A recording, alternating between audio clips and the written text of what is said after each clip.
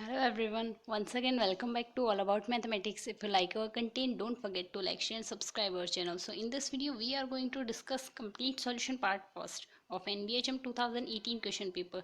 NBHM 2018 में जितने question पूछे गए हैं उसमें से टोटल आज के वीडियो में 5 क्वेश्चन डिस्कस करेंगे. Few questions are from linear algebra and few questions are from abstract algebra. So one by one सारी क्वेश्चन डिस्कस करेंगे, बाकी बचे क्वेश्चन नेक्स्ट वीडियो में कवर करते हुए चलेंगे. So let us start with the first question. In this question given that find the number of element conjugate to 1 2 3 4 5 6 7 in S7. So Sn में number of conjugate elements निकालने का हमारे पास formula होता है n factorial by A raise to the power alpha 1 2 raise to the power alpha 2 and so on into alpha 1 factorial alpha 2 factorial and so on. तो यहाँ से अल्फा ई क्या डिनोट कर रहा है? अल्फा ई डिनोट कर रहा है number of cycle of length i. Then हमें यहाँ क्या दिया हुआ है? हमें साइकिल दी हुई है यहाँ से ये, इसकी लेंथ क्या है 7 और S7 में है तो n की वैल्यू यहाँ से 7 है. सो यहाँ से अगर वैल्यू पुट करेंगे फॉर्मूला में, सो यहाँ से सॉरी यहाँ 7 भी आएगा. देन यहाँ से अगर वैल्यू पुट करते हैं देन यहाँ आ जाएगा 7 raise to the power 1 into 1 का फैक्टोरियल बिकॉज ऑफ 7 लेंथ की एक ही साइकिल है. देन अल्फा ही डिनोट कर नंबर ऑफ साइकिल्स को. सो एक ही साइकिल है और कितने लेंथ की है? 7 लेंथ की है. Then 7 raise to the power 1 into 1 factorial. तो ये क्या इंप्लाई करता है? यहाँ से इंप्लाई करता है 6 फैक्टोरियल इक्वल्स टू 720. देन यहाँ से इस क्वेश्चन का हमारे पास आंसर बना है 720. Now come to the next question.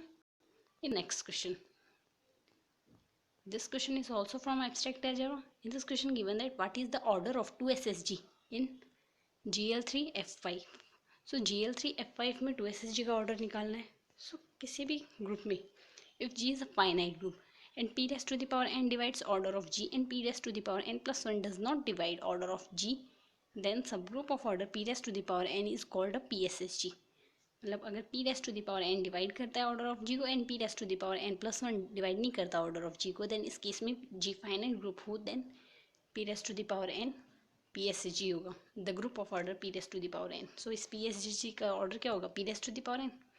Then यहाँ से अगर order of GL N FP निकाले देन इसकी फॉर्मूला होता है हमारे पास p raise to the power n minus 1 p raise to the power n minus p raise to the power n minus p square and so p raise to the power n minus p raise to the power n minus 1. So यहाँ से हम अगर value निकालें GL3F5 की, then यहाँ से n की value 5 है और p की वैल्यू n की वैल्यू 3 एंड p की वैल्यू 5 है.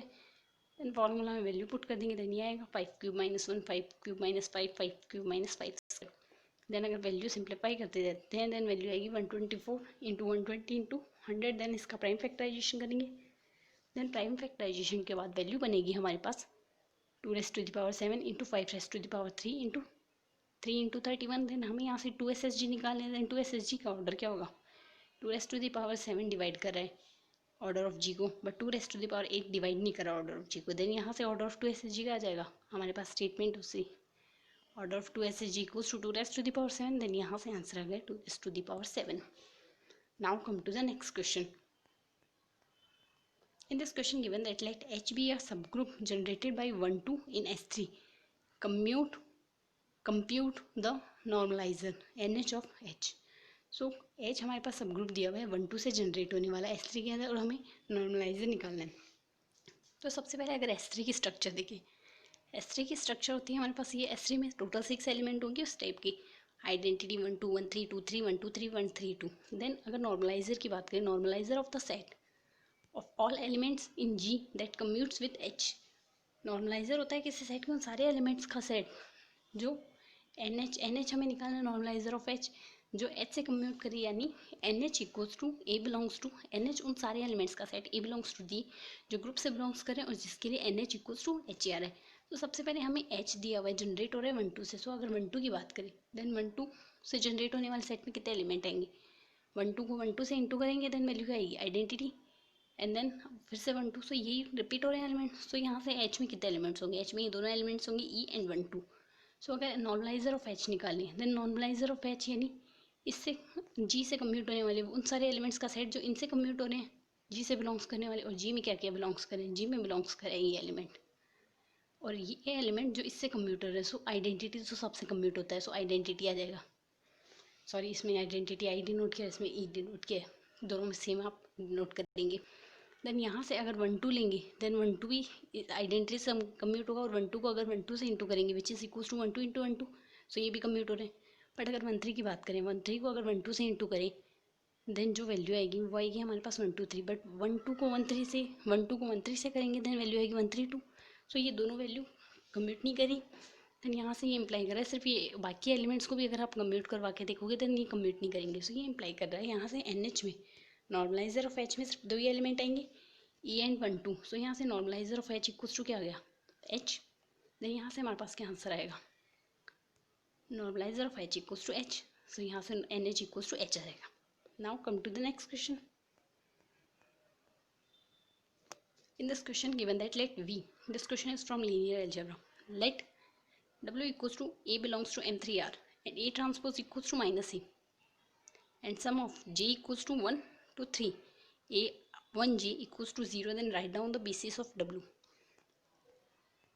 So यहाँ से हमें जो मैट्रिक्स दिया फर्स्ट ऑफ ऑल ये 3x3 की यहाँ से क्या क्या डिटेल दी, एक तो ये 3x3 की मैट्रिक्स है, दूसरा ये हमारे पास स्क्यूमेट्रिक मैट्रिक्स है, और थर्ड रिलेशन ये है यहाँ से फर्स्ट रो के सारे एलिमेंट्स का सम 0 आएगा। सो यहाँ से ये सारी प्रॉपर्टीज़ लगाते हैं। First of all 3x3 matrix हमने अज्यूम कर लेनी है ये। अब यहाँ से ये हमें स्क्यूमेट्रिक मैट्रिक्स दी है, सो अगर स्क्यूमेट्रिक मैट्रिक्स इसमें अज्यूम करें देन ये सिमेट्रिक्स हो जाएगी। साथ ही हमें एक कंडीशन और दी है फर्स्ट रो के सारे एलिमेंट्स का सम 0 है। सो फर्स्ट रो के सारे एलिमेंट्स का सम 0 है, देन यहाँ से अगर फर्स्ट रो में ये एलिमेंट हम अज्यूम करें A1 देन इसके करस्पॉन्ड में यहाँ पे दूसरा एलिमेंट -A1 आ जाएगा बिकॉज ऑफ सम 0 है।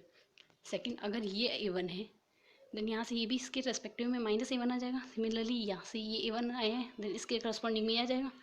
सो यहाँ से ये बाकी एलिमेंट्स तो निकल गए, सिर्फ बचा हमारे पास A23 can be different, then इसे अज्यूम कर लिया हमने A2। सो यहाँ से इसकी डायमेंशन क्या हुई, यहाँ से 2 नॉन ज़ीरो क्वान्टिटीज़ आई है, देन यू क्या इम्प्लाई कर रही है यहाँ से 2 Li कंडीशंस बनी, और अगर 2 Li कंडीशंस बनी है देन यहाँ से क्या होगा इसके डायमेंशन क्या होगी, इसकी डायमेंशन टू होगी, देन बेसिस में 2 एलिमेंट आएंगे, देन कोई भी 2 एलिमेंट हम लीनियरली इंडिपेंडेंट एलिमेंट लिख सकते हैं। सो पहले हमने A1 को 1 अज्यूम किया और A2 को 0 अज्यूम किया, एंड देन नेक्स्ट कंडीशन में हमने A2 को 1 अज्यूम किया, A1 को 0 अज्यूम किया, तो यहाँ से हमारे पास बेसिस बन जाएगा ये। सो यहाँ से इसका आंसर आ गया ये। Now come to the next and last question of this video, and this question is from linear algebra. In this question given that let A belongs to M5C be such that A square minus I whole square equals to 0. Assume that A is not a diagonal matrix. Sorry, this question is not fully printed. यहाँ पे आएगा assume that A is not diagonal matrix. So यहाँ से अगर A, so now come to the next question. In this question given that let A belongs to M5C be such that A square minus I whole square equals to 0. Assume that A is not a diagonal matrix. तो A के लिए ये condition दी है, एक तो ये diagonal ही है, एक 5A हमारे पास 5x5 की मैट्रिक्स दी है, 2 कंडीशंस तो ये हो गए, साथ ही ये गिवन है, इसके लिए ये इक्वेशन है A square minus I whole square को सेटिस्फाई करता है।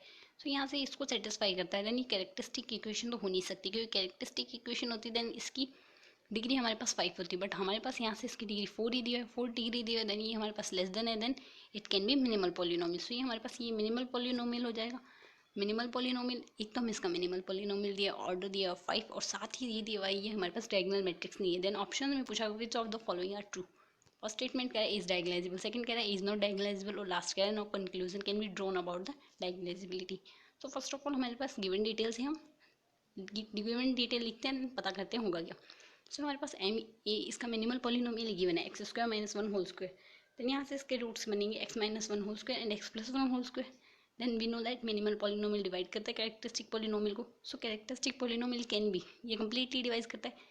देन यहाँ से हमारे पास कैरेक्टरिस्टिक पॉलिनोमियल के रूट्स क्या क्या आ सकते हैं, या तो ये हो सकता है x minus 1 whole cube into x plus 1 whole square, या फिर ये आ सकता है x माइनस 1 का whole square into x plus 1 whole cube. So यहाँ से ये रूट्स आएंगे। सो लेट अस टेक, हम एक काउंटर एग्जाम्पल एज्यूम करते हैं, ये मैट्रिक्स जिसकी कैरेक्टरिस्टिक इक्वेशन ये सेटिस्फाई होती है, साथ ही वो डायगोनल मैट्रिक्स नहीं है। डायगोनल मैट्रिक्स नहीं है, हमने अज्यूम कर लिया, हमने x minus 1 whole cube like first equation के लिए हमने अज्यूम किया मैट्रिक्स। आप किसी भी इक्वेशन के लिए कैसे भी मैट्रिक्स अज्यूम कर सकते हैं। देन हमने यहाँ काउंटर एग्जाम्पल से अज्यूम किया।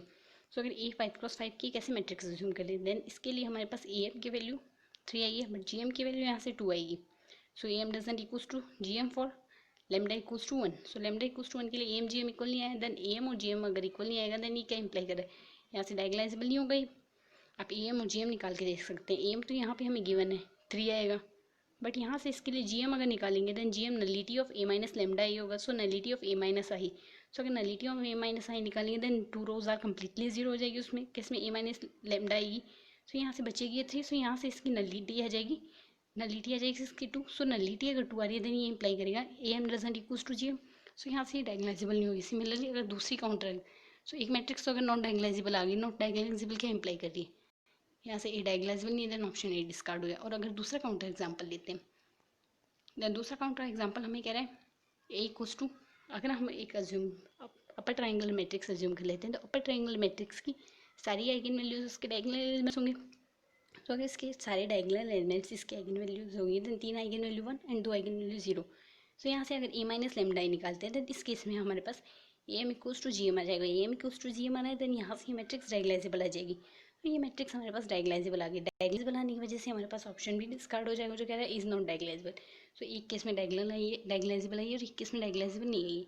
सो ये क्या इंप्लाई करता है, हम कंक्लूजन नहीं निकाल पा रहे हैं कि हमने जो मैट्रिक्स होगी वो डायगोनालाइजेबल होगी या नहीं होगी गिवन डिटेल से। तो यहाँ से ऑप्शन सी करेक्ट हो जाएगा। No conclusion can be drawn about the diagonalizability of A. So आज के इस वीडियो में हमने एनबीएचएम 2018 से पूछे गए टोटल 5 क्वेश्चन डिस्कस किए हैं। अगर वीडियो पसंद आए तो वीडियो को लाइक शेयर एंड चैनल को सब्सक्राइब करना ना भूलें। Thank you.